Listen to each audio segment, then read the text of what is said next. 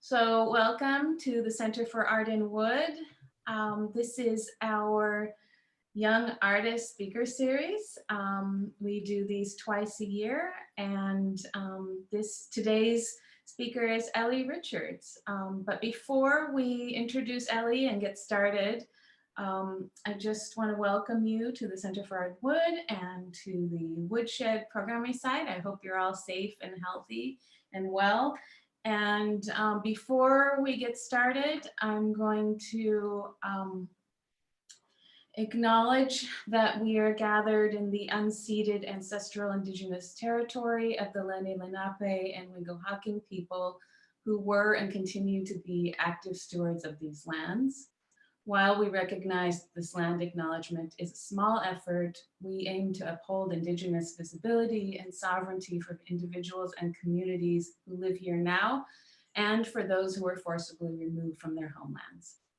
By offering this land acknowledgement, we affirm Indigenous sovereignty and will work to hold the Center for Art in Wood accountable to the needs of American Indian and Indigenous peoples. So thank you so much for joining us this evening, and I'm going to hand it over to Katie to introduce today's speaker. Thank you, everyone. Hi, everyone. I'm really excited about tonight's event, and I just want to thank you all for joining us for the fourth installment of one of my favorite programs, Young Artist Speaker Series. Each semester, we select a young artist to share their journey and experiences from academia to becoming an independent artist. This semester, we're happy to have artist Ellie Richards join us, who I might also add is a 2019 Wingate ITE Artist Fellow. Yay! Ellie has a BFA from the University of Dayton and an MFA in sculpture from Arizona State University, and she has participated in multiple, let's say almost serial residency programs, which I find fascinating, and I'm excited to hear her talk about these and share those experiences with us. And she really looks to the tradition of both woodworking and ready-made to create eclectic assemblage, installation, and objects exploring interactions of labor and leisure. And she's traveled extensively, as I said, multiple residencies to investigate the role of play, which is so important, and improvisation, if I can talk today, sorry, have on the artistic process. And she is currently a 3-year resident artist at Penland School of Crafts. And she just arrived 2 weeks ago? A week ago? Yeah, so this is brand new, and we get to see your studio that you just arrived in, and you're just starting to get settled in. So do you want to talk about your start and your journey in art and creativity? Yeah, I'd love to. Thanks for being here, everyone. I can't see who's all here, but I know that there's a lot of support out there. So thank you for showing up. And thank you to the Center for Art in Wood for hosting. And I hope that we can all do what we can to support the Center for Art in Wood during this time, you know, when we just received news yesterday that you guys had to close your exhibition space, which is tragic, but I know that from the start of the pandemic, you have been sort of leading the way with your virtual programming. And thanks for having me. So I told Nava and Katie that tonight I was sort of winging it, and I'm going to tell you all that too. And I want to say that with that in mind, I do invite questions. You can type them, you can maybe unmute and ask if you feel so inclined. But I do invite that type of participation. And in lieu of presenting a slideshow within what already feels like a slideshow, I'm gonna do, I just wanna have it be more conversational. And then also I would like to do a show and tell. I wanna show you some objects that I've collected in my travels. And I would also really enjoy the opportunity to give you a tour around the space that I'm in right now. So that's kind of a lot, but we'll try and keep me on track and we'll go quickly and have some fun. Good deal. And forgive me because I am also a little shaky and nervous. And so I will have nervous laughter to get me through this. You'll be fine. So right off the bat, I want to say that I want to talk about wood as a material and why it's been so important for me. Basically, I view this material as a window into the world, right? So I've used it as my lens for exploring different cultures and different places. And with that in mind, it's sort of carried me through a chapter of my life where I have been mobile and moved around quite a bit to observe how people work with wood, how I can engage with this material to express myself, and how I can really look at life in general and ask big questions using this medium, this powerful medium as as my roadmap. And I find it endlessly interesting. It's probably the longest, sort of like committed, serious. This is not gonna sound weird, but it's like I feel like it's a relationship. It's a long-term relationship I'm in with this material, and so that being said, I find it endlessly interesting. So I keep coming back to it and keep asking more questions and keep learning more. And so that's sort of what I look for in my relationships. So right now I'm in Penland, North Carolina. It's Western North Carolina, an hour north of Asheville. And I have just arrived as a 3-year resident here, resident artist. They have a really interesting residency program where they host artists by giving them a studio, an empty studio, and an empty apartment. And they provide these things to the residents at no cost. I will be responsible for, my utilities and everything else, materials, machines, and it's on me to sort of create my this as my creative headquarters and sort of develop my sort of career and keep going. So it's a great amount of support, but it's a big 3-year long process and project. And so you're catching me at this really interesting moment where I've just showed up. And a lot of you probably know this already, but I worked at this school for 4 years as a studio manager for the wood studio. And so I know this place very intimately. When I left a 1.5 years ago, I didn't know that I would be coming back.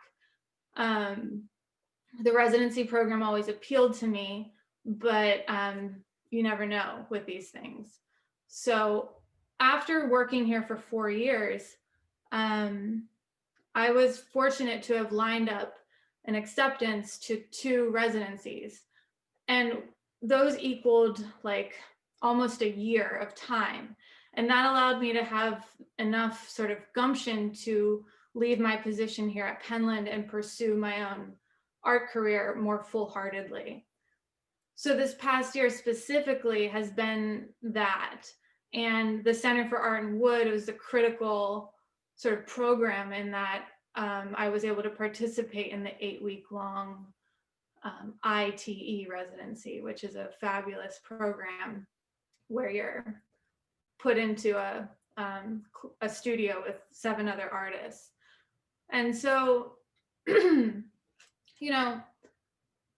I drove a U-Haul away from Penland, drove it up to Philadelphia, moved into the studio, started making and creating with these other artists. it was a really sort of energizing time, and one of those moments in life where you're sort of stepping off the ledge. And what's interesting about that is the anticipation and lead up to making a change in life or shifting where you're at, it is always much greater than what it actually ends up being in reality.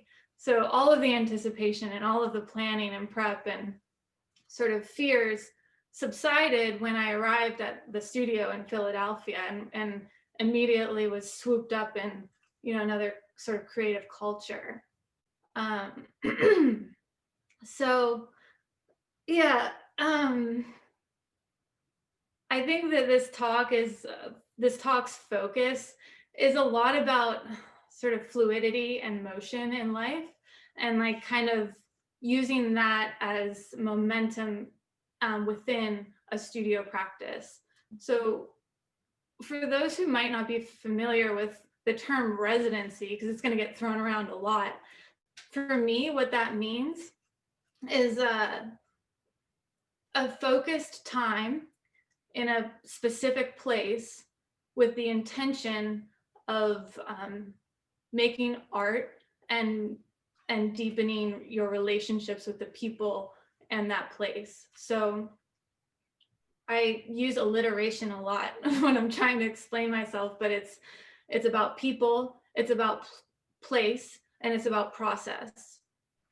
And so with these three things as my sort of, you know, reason for waking up in the morning, I can sort of attack questions I have about work that I want to make, knowing that the people and the process and the place are going to show up for you, because it's this focused time where you're able to have the confluence of community and the support of an organization. So I think that artists rely on these opportunities in their career to fill gaps, to help one grow from one stage to the next. And it's been incredibly helpful for me to expand my network. So I really have made such good friends over the past, well, really decade, you know, since I left my academic programs. And with that has come this sort of warm feeling of knowing that out in the world, there are connections that I can maybe I'm not always close with them, but I know that there are people out there that we shared a moment in time together, and I can revisit that and use that in some way down the road. So the network expansion thing is pretty cool, and something that like kind of lives with you. Like you just, it's like when you travel, if you don't come back with a bag full of souvenirs, you still have a mind full of memories. And that's kind of the coolest thing, because nobody's going to accidentally throw that away, or you know, these are things that you get to carry with you. So the residency life does that as well. So there's this key thing though, because with residencies, you kind of do also have to bring stuff with you, right? So a lot of times maybe they say, we're going to give you a room and you have an empty room with a sink, go. Other residencies might say, we're going to give you a wood shop and you get to get materials from this wood supplier, go.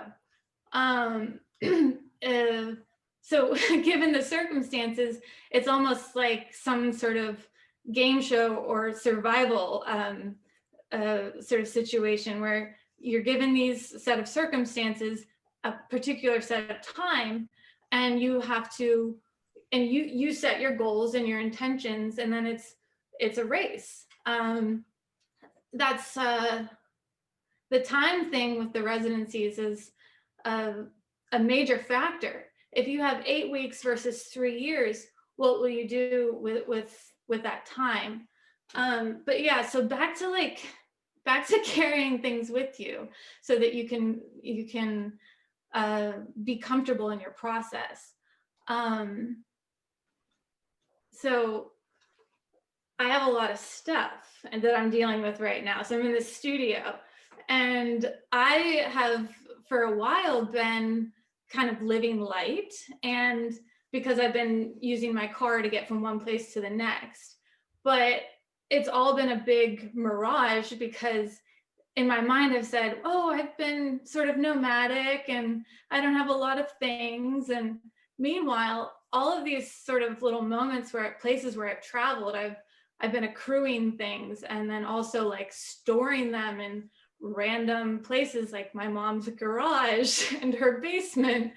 And I come to find out a week ago that I have like a lot of stuff that I'm having to deal with here. And I do want to show that to you and give you a sense of what that feels like for me, because in the end, you're going to see this in my work, but I respond to objects collected, I respond to place. And so it's really important for me to have what I'll just refer to as found materials with me almost at all times. And then of course, machines and tools and whatnot. So is there a moment where I could ask if anyone has any questions, just so I can catch my breath? I have a question when you're talking about stuff and like the almost like game show mentality that happens with like going from residency to residency. Mhm. It have you ever if you had like only 3 things that you could bring with you, I guess what would those 3 things be? I'm curious because we all want to kind of pare down and like, it's like the house is on fire. What do you grab? What do you take to a residency? What's important?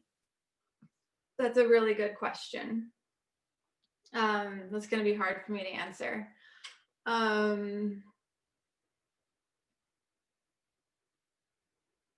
Because it depends what's already there, but I'm not going to play that game. Just think. I would want to have with me my PPE. This is my personal protective equipment, like my apron, my safety glasses, and my ear protection, because all of those things are my like very personal gear that when I put it on, it's almost like armor, or it's like putting on my sort of warrior costume in a way, even though it's just a crappy glue stained apron, but it makes me feel at home wherever I am. And also my ear protection has Bluetooth, and so I'll always listen to things or not, so I have these rituals or habits when I put my stuff on. So that would be one. And then I would probably bring some chunks of wood, even though I wouldn't necessarily have an idea of what I would do with those. It would make me feel very comfortable, almost like a kid bringing their teddy bear on a trip. I would like to bring like something that I know I could act upon. So that so material, my personal protective, and then, gosh, I don't know, maybe like something that makes me feel like a trinket, like something that, like a picture of a family, or a blanket, or something special that has no purpose whatsoever, but it makes me feel like I'm bringing something comfortable with me. Yeah, something from home. Something from home. Yeah. Yeah, I just was curious about that because we also kind of talked about that in our last exhibition, Searching for Home, with Humaira Abid, and with refugees and all, and the situations with that. And you're not a refugee, but you are nomadic in a way. Right. Yeah. Creating a sense of place is a skill, Yeah. and it's something that I'm interested in doing with my artwork as well. Um, so, sometimes not showing up with materials is the best thing, because I would like to respond to the environment. And this happened at the ITE residency when I was, roaming the streets of downtown Philly, looking for remnants and discarded materials, and then happened upon the police barriers, that were then turned into a really important piece for me. So did I plan that piece before arriving? No, it's always a call and a response. So creating a sense of place through the ritual of searching, and researching a place and what it has to offer is a critical component to, I think, gaining the most out of our residency experience. So there's a prerequisite that you're open, to what a place can offer you. So that's pretty critical. That you're talking about being open. I think that's also a scary thing, or something that sometimes people aren't necessarily willing to do, and that can sometimes keep them from doing a residency program, because you're being taken out of your element. You're going to possibly a strange place where you don't know anyone. Mhm. And I know that creating relationships is so important to you, and it kind of bleeds through your work. Do you find that difficult when you're entering into a new space and an unknown space to acclimate? When I was young, and I had a really important thing happen to me when I was in fourth grade. um, I don't know how old you are then, like 11, or I don't know. That age, my family moved from one town to another. They were about 2 hours away. And it was at an age where, I had best friends and my whole little clique at school. And I was taken from that and put into a new environment. And it made me feel very uncomfortable. It was very scary, but it was also exciting showing up at the new school, being a new kid at school, and then sort of having this whole paradigm shift, at that young age, sort of set the stage for me that, like, change is scary, but it is also good. That's a really simple way to put it, but like, change is always going to be scary, but there's always going to be something to gain from it. And so at that young age, I started building up the muscles, to navigate that in my adult life. And that again showed up when I chose to go to graduate school at Arizona State University, which was across the country from where I was raised. And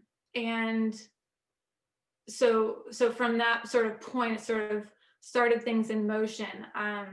My desire to explore and to experience the world, the country, at every opportunity and at every angle was sort of my MO. But yeah, it's a muscle. And I encounter a lot of friends and people who might say, that sounds interesting, but I have ties to this land or this life, and like, how does it happen? And I just, to answer a person's sort of questions about how to enter into a nomadic way of life, is that one small thing it would have to happen in baby steps for you. But I realize not everyone can release themselves from the obligations of their life. So change can happen in a lot of different ways. So practicing that muscle always is a good thing. This past year, I was sat at maybe 5 different workbenches, traditional woodworking benches that people would provide to me wherever I went. And having that as like a sort of grounding site for me, no matter the location. It allowed me to keep myself sort of centered. And so having a ritual or something that you can lean into wherever you are is also a useful sort of tactic. Yeah. So where are we at with time? Because I want to make sure we have a little to. Yeah, we have about another half hour. So if you want to show like some fun stuff in your space, that would be awesome. Okay. I was hoping that I could read a poem. Is that okay? Please. Absolutely. Okay. Whoever is out there, thanks for hanging in and staying with us. I have been reading from this book called Odes to Common Things, a book of poetry by Pablo Neruda, who is a Chilean poet who passed in the 1970s. So I've been reading these. This book belongs to Jack Larimore and Helen Pettingill, and I need to send this back to them immediately. But I also wanted to dedicate this reading to them. They are the people that hosted me at my residency before coming here, and they're right out of Philadelphia. So check out my Instagram profile. I have a TV channel where I've been reading these and filming little videos. This one's called Ode to Things. And I think it's appropriate because I'm about to show you my studio, which is filled with a lot of things that I have a great deal of fondness for. And this poem sort of sets the stage for that and sort of sends the message of sort of the inherent beauty in stuff, the stuff that we carry with us. So let's see if I can do this without getting too nervous. All right. Ode to Things by Pablo Neruda. I have a crazy, crazy love of things. I like pliers and scissors. I love cups, rings, and bowls, not to speak, of course, of hats. I love all things, not just the grandest, also the infinitely small, thimbles, spurs, plates, and flower vases. Oh yes, the planet is sublime. It's full of pipes weaving hand-held through tobacco smoke and keys and salt shakers, everything. I mean, that is made by the hand of man, every little thing, shapely shoes and fabric, and each new bloodless birth of gold. Eyeglasses, carpenter's nails, brushes, clocks, compasses, coins, and the so soft softness of chairs. Mankind has built oh so many perfect things, built them of wool and of wood, of glass and of rope, remarkable tables, ships, and stairways. I love all things, not because they are passionate or sweet smelling, but because, I don't know, because this ocean is yours and mine. These buttons and wheels and little forgotten treasures, fans upon whose feathers love has scattered its blossoms. Glasses, knives, and scissors all bear the trace of someone's fingers on their handle or surface, the trace of a distant hand lost in the depths of forgetfulness. I pause in houses, streets, and elevators, touching things, identifying objects that I secretly covet. This one because it rings, that one because it's as soft as the softness of a woman's hip. That one there for its deep sea color, and for that one for its velvet feel. Oh, irrevocable river of things, no one can say that I loved only fish, or the plants of the jungle and the field, that I loved only those things that leap and climb, desire and survive. It's not true. Many things conspired to tell me the whole story. Not only did they touch me, or my hand touched them, they were so close that they were a part of my being. They were so alive with me that they lived half my life and will die half my death. Thank you.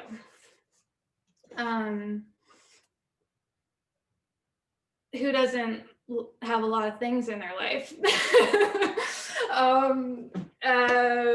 It's what keeps us going. So I have with me on my bench things that I've shoved in the suitcases on my travels. This, for instance, is from Morocco. It was an interesting sort of architectural cornice that I took out, and we'll do the spotlight over here. So for instance, you know, I had to like go through customs with this odd object, and but it teaches me so much about how another sort of culture works with wood and creates shapes and volumes. This was the hand plane that I traveled back from Ghana with. This is the hand plane that I was trained to make traditional Ghanaian coffins on. And it's just a simple, modest hand plane. This was a small bamboo dragonfly that I found in Cambodia, made out of little strips of bamboo. It bounces on one's finger so delightfully. And another sort of toy. I like to grab toys wherever I'm at. This one I think was from Ghana as well. And a small alibre from Oaxaca. So, any questions?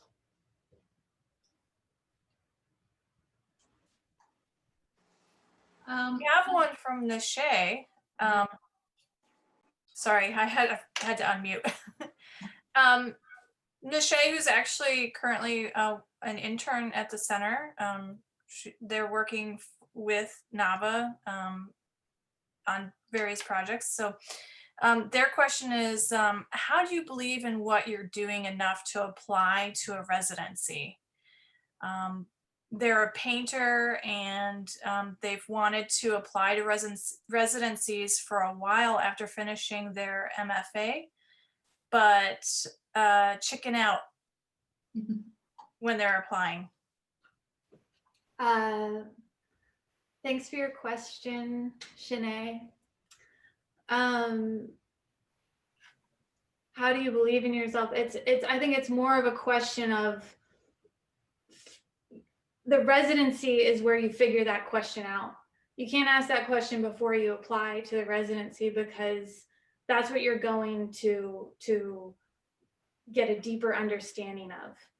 And so when I talk to students, my main sort of mission is to get across the message: apply first, decide later.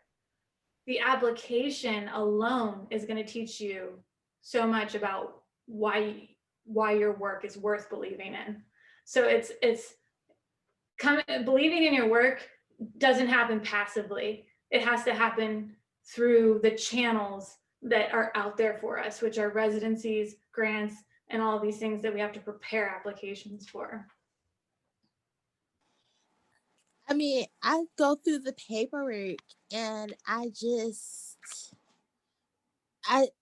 started, and then I kind of set it aside to think about it, and then I wound up freezing and letting the application deadline go by because I don't know why. I mean, I finished my MFA in 2015 from Goddard College, and I'm now working on an MA in Museum Studies, which is why I have the internship at the center, and I'm working with NAVA this semester. And I don't know. I don't know why it was easier to apply to grad school than it was to apply to various residencies. but that's pretty much how it's felt. It was easier to apply to grad school both times than it was to apply to residencies. Yeah.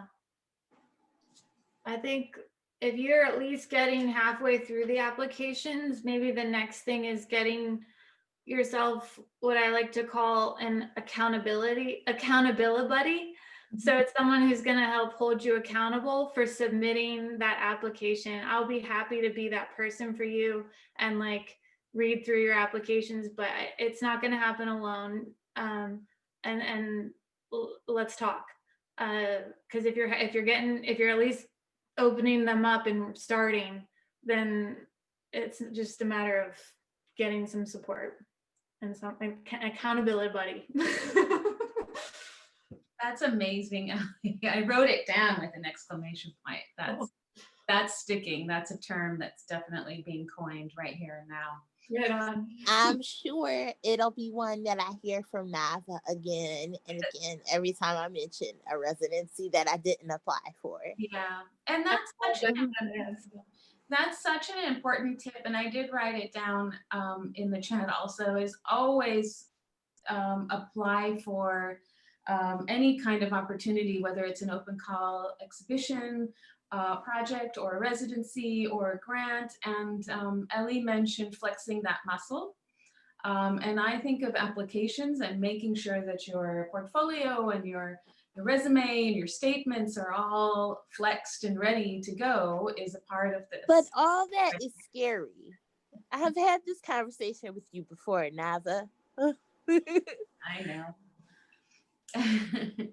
Thanks, Nishay. We'll keep doing that. Okay.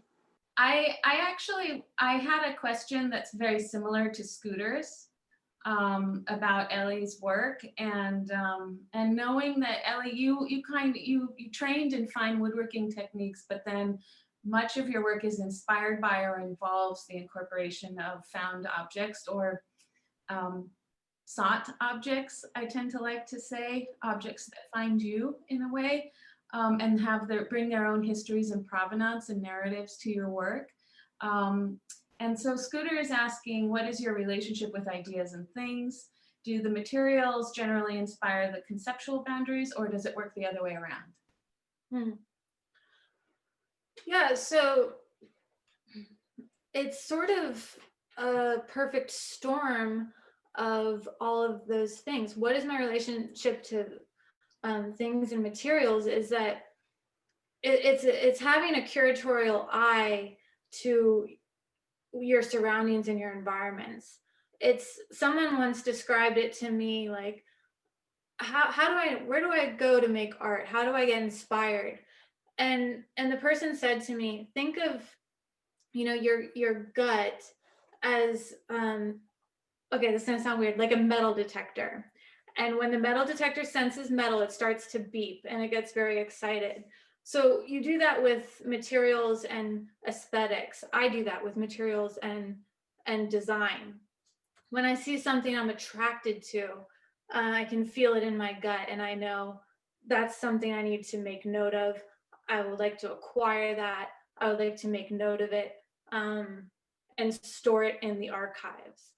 And so I think that what ends up happening is you've got this sort of these compartmentalized emotions, memories, feelings,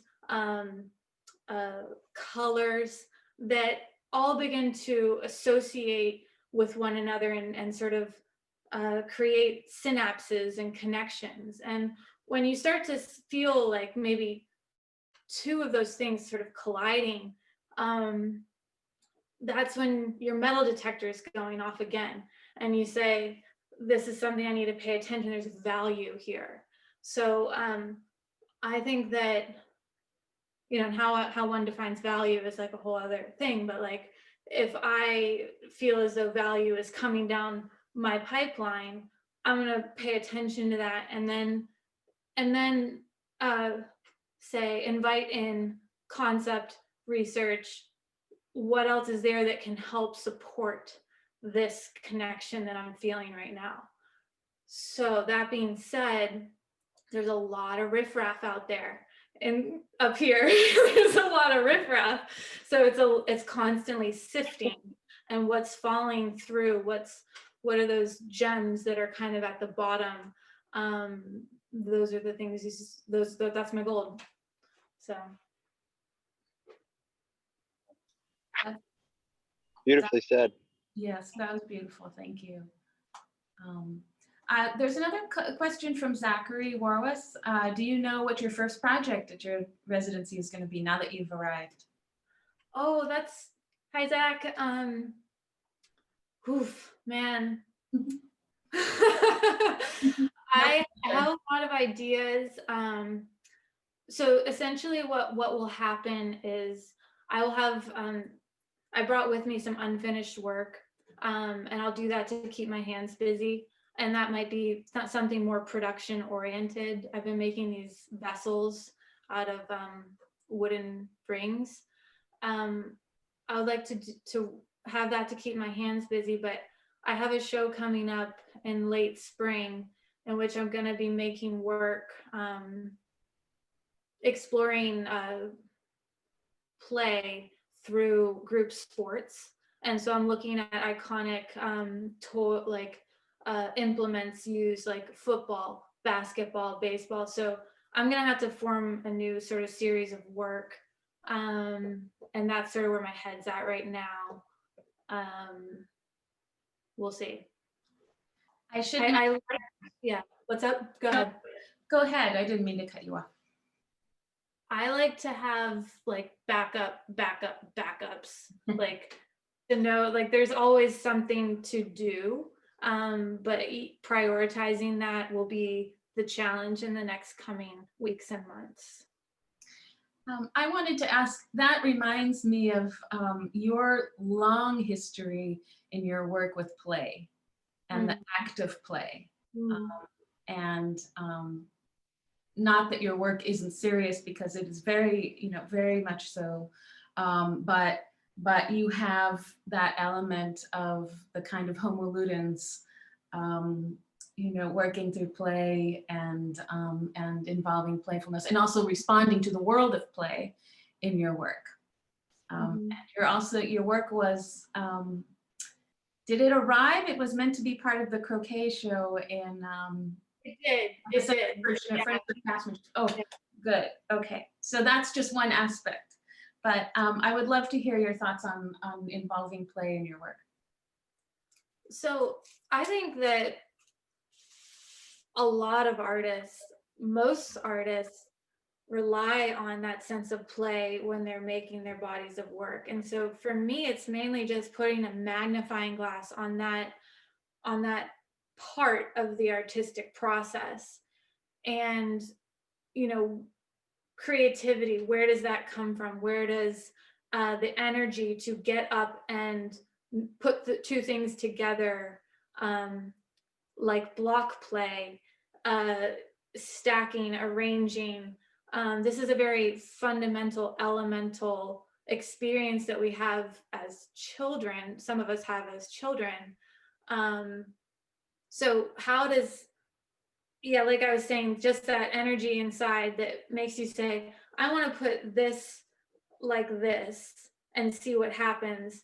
And the problem solving and resourcefulness that starts to kick in, and the loss of time, and another idea takes you over here. All of this feels to me like play, like how it did when we were younger and maybe didn't have as much weighing on our shoulders. So if I can tap into that, I feel really like something meaningful is happening. If I can embody that in an object or an experience for someone else, even better. If it lives on in a, say, a box or something that, like, let's see. I have this thing here. A lot of boxes, and that simple experience of investigating something sculptural and experiencing something unexpected is kind of what I feel like a lot of artists thrive off of. And I like talking about that. I like thinking about that. And I like exploring the sort of language of play through iconic things like blocks and like, you know, rocking, you know, seesaws and, you know, all sort of, there's a language to it. Playgrounds. I've been looking a lot at playgrounds, slides, swings. And yeah.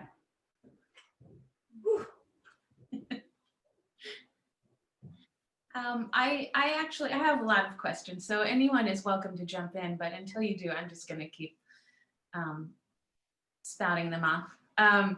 So the current exhibition at the Center for Art in Wood, which you will shortly be able to tour online in the woodshed, is a look at the 25 years that the residency has been in existence. And it's broken into themes that kind of describe what happens to our residents when they arrive. And those categories are breakthroughs, collaborations, explorations, disruptions, and documentations. And I wondered if you could respond to your experience of arriving here and the set of expectations that you set up for yourself for your 8 weeks, and then whether or not that those expectations actually manifested, or if you changed course and pivoted and developed new goals. Yeah. So arriving at the Philadelphia, at the wood shop, which is in downtown Philadelphia. So I'm coming from rural mountains, rolling hills, lots of green grass, no cell service, you know, that kind of life, to urban metropolis, like center city. So that was a big deal for me. So showing up, I didn't really have a lot of expectations other than I was, for the first time in a long time, gonna get to spend full days, one after the other, in the studio, allowing myself to explore. And that was a major gift. And so every day is a gift that you're hoping to get the most out of. And so another expectation was to really squeeze each day. And this particular residency program makes it very easy for us to do that because it's so well planned and scheduled. So from one day to the next, we had field trips and we had events and we had deadlines to meet. And so it was almost like entering into a very like sort of rapid river stream.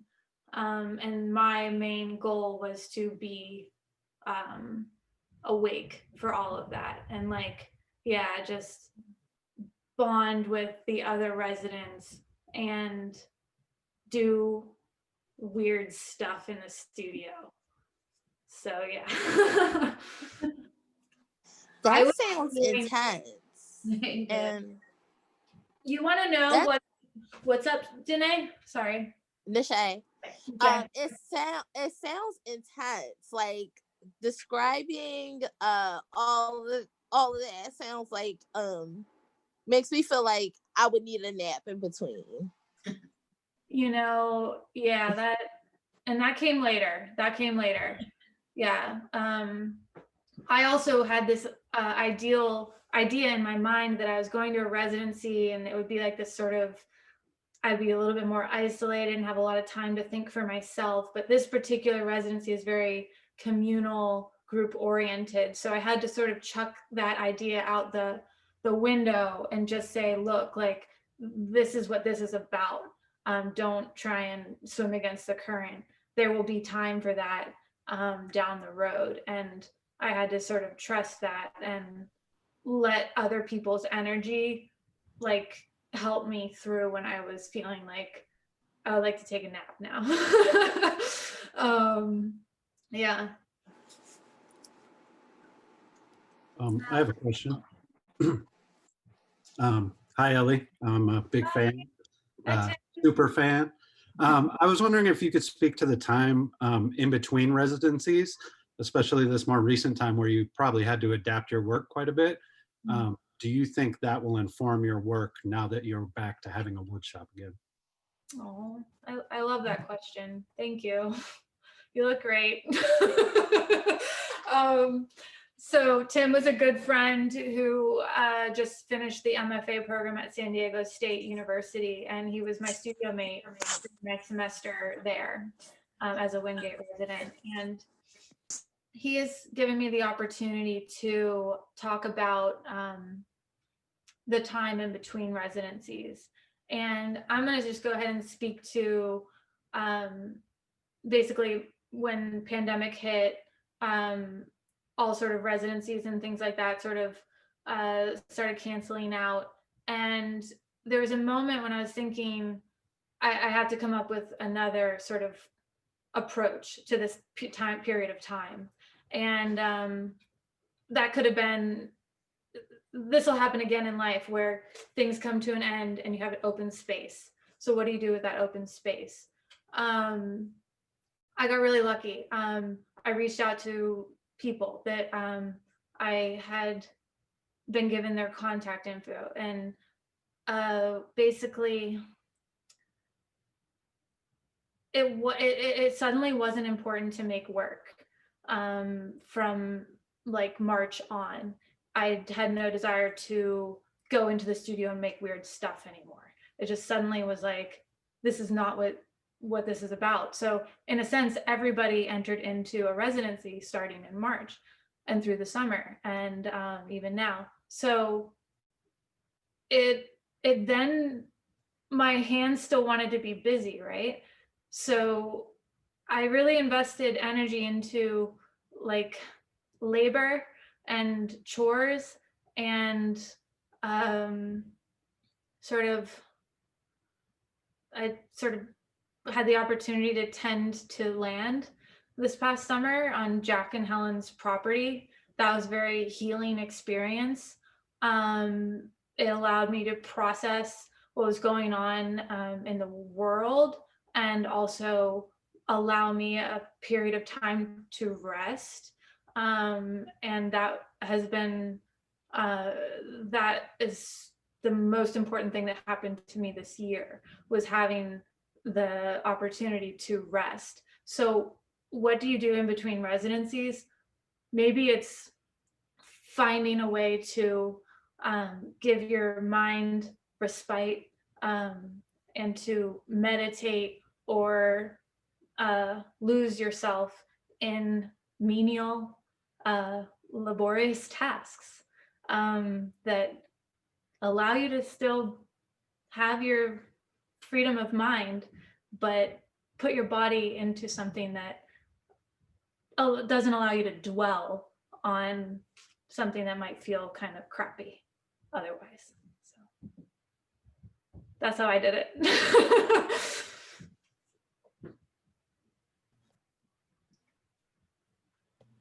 I got a question. What's up, old man? Hey, so you're going to keep that book, aren't you? I'm gonna send it back. No, I got a real question. So you're in a pretty unique situation in the world of residencies and so forth, in that you spent this major piece of your professional career working at Penland. And it was really sort of a stepping off point, and then proceeded to have these residencies where you've had all these experiences and apparently quite transformative moments, and it's almost as if there's just been this trail of interesting experiences, and you're back at Penland. Mhm. And that's that's pretty interesting, but you're back at Penland as a resident. So you left as an employee and now you're coming back as royalty, basically. So, and you've had a week to sort of ponder this and be there. So, how do you find it? Is it confusing? Is it inspiring? What's it like, sort of being back with it as a different person in a way, or are you a different person? I mean, it's an interesting point to see whether it feels like you're a different person or not. We don't all get that. Yeah, right. Yeah, I think that's what's so strange about this is that it's some sort of weird reverse mirror, like, or reflection. Like I get to know, I know myself as who I was a year ago, and then there was a gap, and then now I'm back. So yeah, that's super interesting, and it's been tripping me out, but in a good way. And I think that the way that I feel currently is that I'm both grateful for my prior sort of institutional experience here in this region, because it's given me I know where to I know how to navigate. My compass is dialed in here. I know exactly where everything is. Whereas this past year I spent staring at my Google Maps, not and that's a very literal like experience, but truly feeling like without direction, and very lost, in these new places. So here's the thing. I don't know if this is going to come full circle or not, but now that I'm here and I know my way around physically, geographically, institutionally, I have never been here before, because what I have never had to do is to completely sort of plan out, or like everything's always been an expectation that's been put on me. And now I'm the one who has to put the expectations in place and move forward within that framework. Yeah. So lost and found. Yeah. Cool.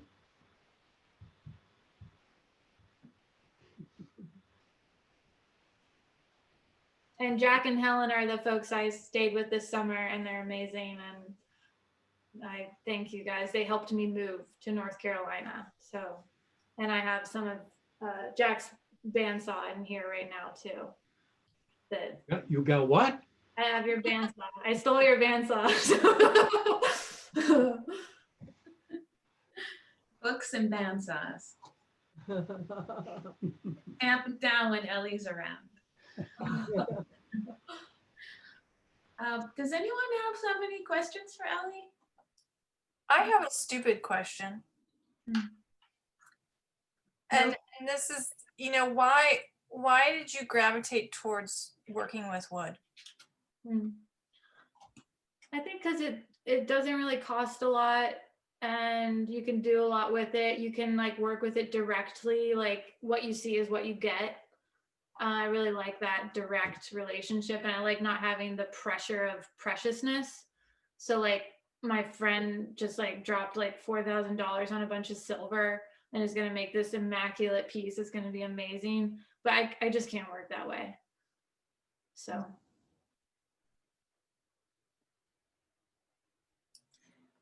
I like that answer. I have to think, just knowing your work as well and the way that you gravitate towards materials that maybe have objecthood or another life of their own, that wood also asserts itself, its history, and its material qualities as well. It's not like you're getting a blank canvas when you get wood. You get visual variations and temperament and the history documented in the actual cells of the material. So I have to think there's something in there as well. yeah, thank you. I have another silly question. You've been on a lot of residencies, including, I believe, to Vietnam. Cambodia, Okay. For a young artist working in a craft base or a material practice, what kind of residency would you recommend to get them kind of shaken up and broken out of their rut? Mm-hmm.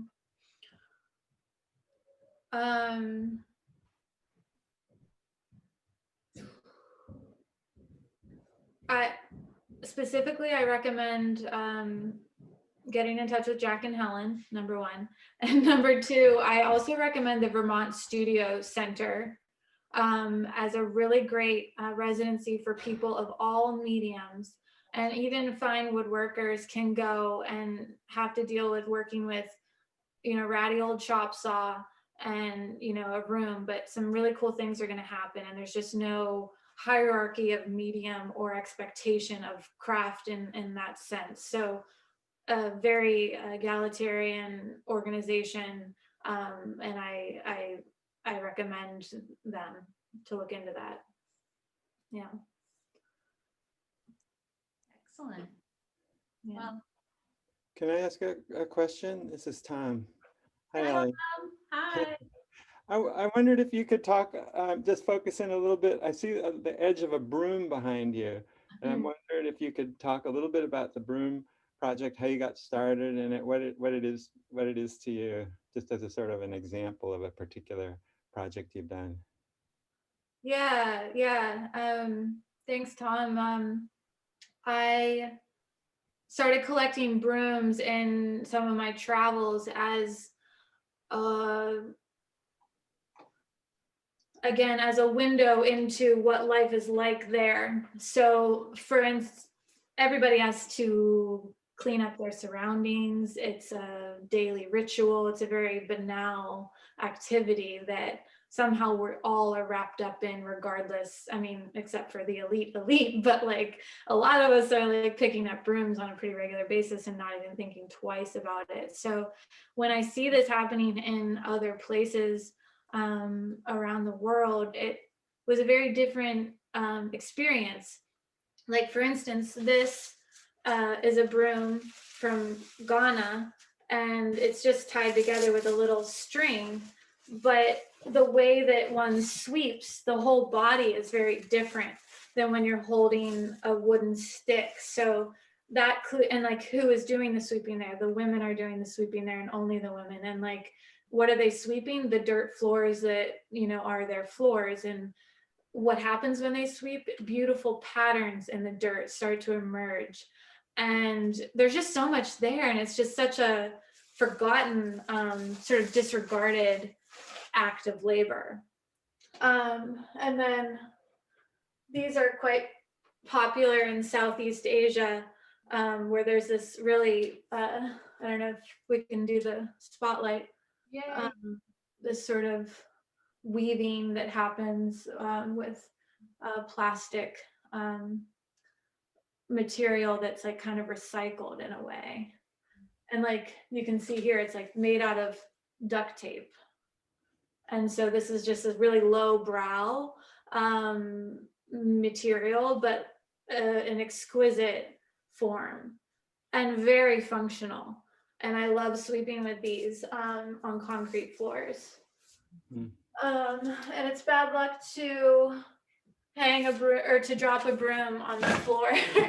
So I have to hang it. Otherwise it'll get like bent, But I started really collecting like old brooms from people that were like had nice swoops and things, and started thinking that they were very animated and had personalities. And that sort of started a body of work that was taking the found object of a broom and animating the line of the rod that you sweep with into something that had life and gesture. So that became a pretty interesting and intriguing body of work for me to continue on and explore. Thank you. Yeah. It is, it's such a fun series because it takes one of the most banal tools of every household and makes it amazingly fun and surprising, and just also beautiful to look at. I had newfound appreciation for the painted surfaces of broom handles, Yeah. and their brightness, and it's just, it's fantastic.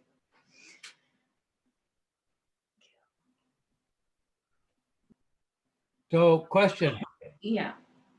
Tom, are you riding on a bus? Yeah, I am, because I don't want you to see my house. Where are you going? It's the top deck of a double-decker bus. Oh, Where are you the only one on it? It's safe. yeah, in Madison in the winter, good. You need a coat.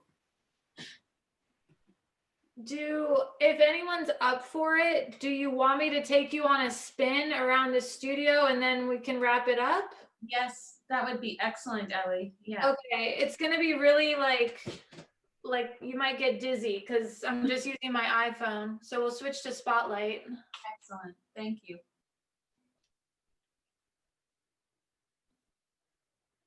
Let me ask you this. Can you hear me? Yes. Okay, you might not be able to hear me this whole time. And essentially this is the main room and I have like crazy fancy lights because the light isn't here, but ignore those. So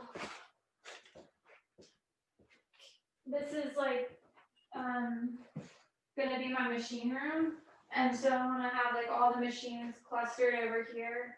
And then on this side of the room would be more like bench work and like hand tools and stuff. And this piece I broke. It was one of my broom pieces, and the art handler did this amazing like collage with it on this piece of cardboard. And I just got it back and thought that was pretty interesting. And then, like I said, I brought with me some work to kind of get my hands busy. And then somebody left me like all these chunks of wood. And this was this crate that I had when I was in high school. And that was my AOL screen name that I colored in crayon. I graduated in the class of 2003. And I found that at home in my mom's garage. This is this cool chest that I found recently. Here's all my boxes of things. And there's this room over here that's basically just like found stuff. So like, I have, can you still hear me? Yeah. Okay. Like right there, just wheels. And like here, like old like furniture knobs and things, hardware, this rope and chain, fabrics, old toys. All that's more of my broom collection over there. Rulers, more rulers. This is sort of something I want to get going on, bending rulers into shapes and stuff. And then like these are all my toolboxes. And so these are my granddad's toolbox, like cabinets. And then this was his chest. And like there's still a lot of his old stuff in it that I'm not sure what it is yet, but I like having it around. And yeah, like this is like my bench area, and everything's gonna take a lot of time to dial in, but it's a pretty good start. All right, I'm gonna turn off my iPhone now.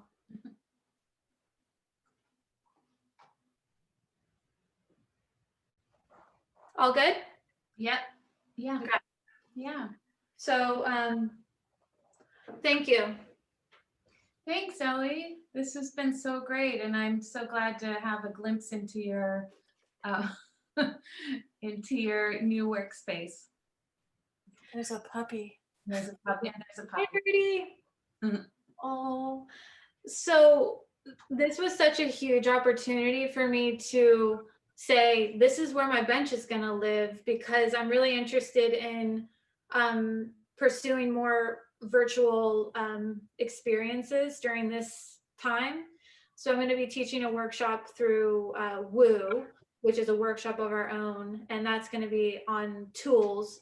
It's for women, and so I'm just saying that because this is something that is happening that I didn't think was going to happen. But do I have lights shining on me right now? Yeah. Does that feel super weird? Am I staring at a screen? Yes. But we'll just go with it and see what happens. And I'm looking forward to more virtual experiences. And if there's anyone out there that wants to Zoom or talk or get together, please reach out. Ellie, do you know where we can find a link to that class at WU? It hasn't been posted yet. Soon. Yeah.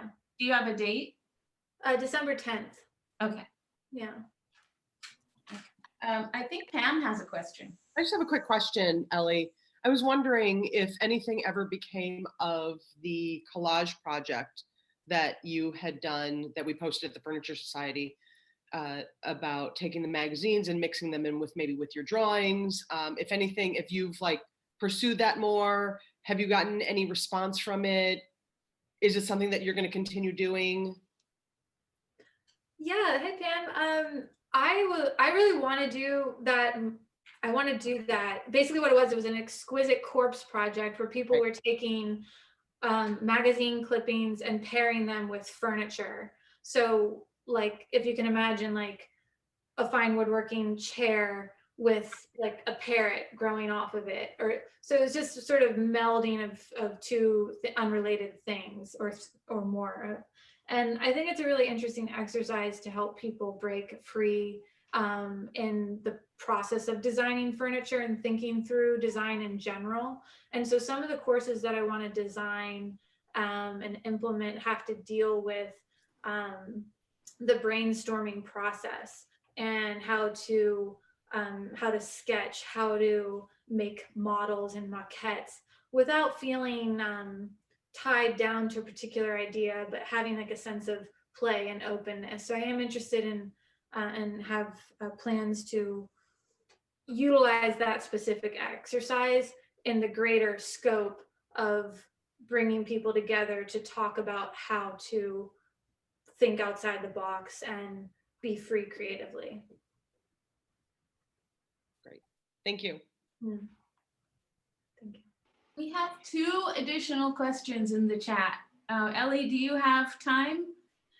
I have time. I'm doing all right. Let's do this. Yeah. Yeah. Thanks for hanging in there, and this is so fun. Thank you. Ellen is asking, what inspired you to make the wooden chain? Which is such a good question because that's the work that's in the show. Yeah, so like I said, that was a really interesting confluence of a couple ideas bouncing up on each other. So I was exploring the chain as a sort of form that I was intrigued by. Maybe it started just because I saw a folk chain and I thought that's very interesting. What type of person makes that? Why do they do it? What does it stand for? Both in the context of that folk artist making it, but then extracted in the world we live in now. And so the chain became this really interesting subject matter to look at these sort of opposites. Something that a chain can symbolize something that is restricting or containing something, but it can also be a form of connections or links. And so these 2 opposing forces started to get me thinking on why the chain could be a potent subject matter to invite in other sort of topics of research, which at the time I was in Philadelphia and sort of dealing with living in the urban world where there are barriers, restrictions, and restrictions to access on a lot of different fronts. And so that sort of led me to pair the police barriers with the chain form that then created this sort of taking something rigid and strong and restrictive and sort of transforming it into something fluid and open for interpretation, really. Yeah. There's such a good lecture that you and Julia Harrison gave a couple of weeks ago, hosted by Kristen Beeler from the Long Beach, I think it was Long Beach University Metals Department. We might be hosting that lecture, or at least in the near future, we might be giving that some props. So stay tuned for that, because it was such a good talk. It was really, really incredibly rich and nutritious discussion. So this is going to be the last question of the evening, because Ellie has a lot of work to do and she's probably exhausted. This is from Joseph Holmes. Hi, Joseph. What have you learned from being around other craft and disciplines at Penland or elsewhere? Has this affected your work? And are there things that other areas do, including outreach, inclusiveness, or community building, that might be replicable among those of us who work in wood?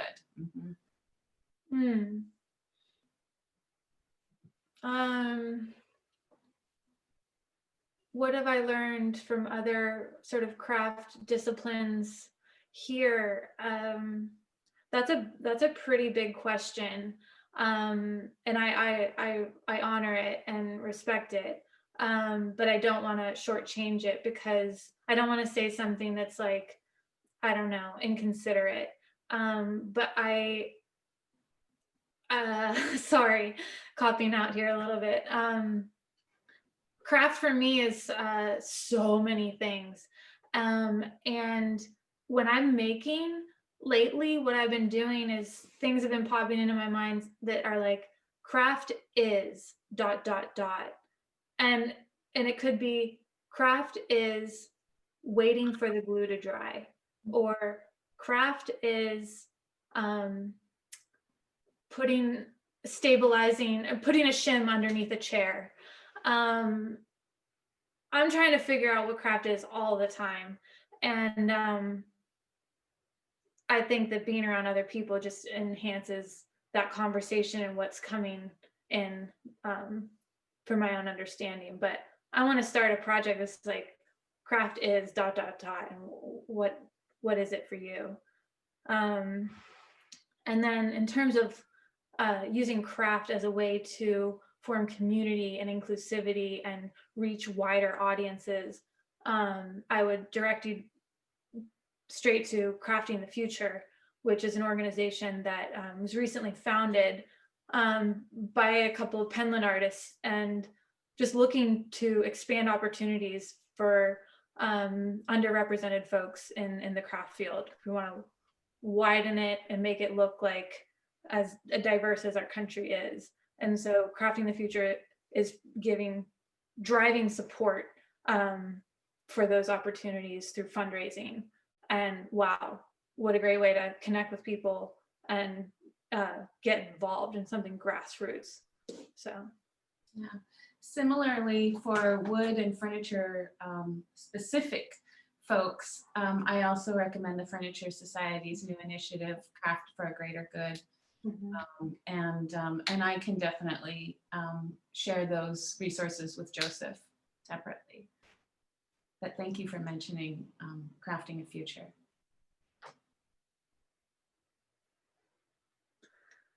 Well, on that note, it's fun hanging out with you all. Craft is lonely sometimes, so this is how we do. And so let's do it again sometime. Thank you. Thanks, everyone. Thanks, Ellie. Have a good evening and take Thanks, care. Ellie. Thank you, Ellie. Night-night. Be safe, everyone. Stay healthy. Don't forget to visit us online and check out what's going on in the woodshed. Always updating new content, so you can stay connected to us through that, and also our social media. All right. Thanks. It's great seeing you guys. Thanks, Salva. Thanks, Katie. Thank you. Good night. More puppy, please. Yeah. Yes. Bye, Ellen. Bye, everyone. Good night. Bye, everyone. Thank you.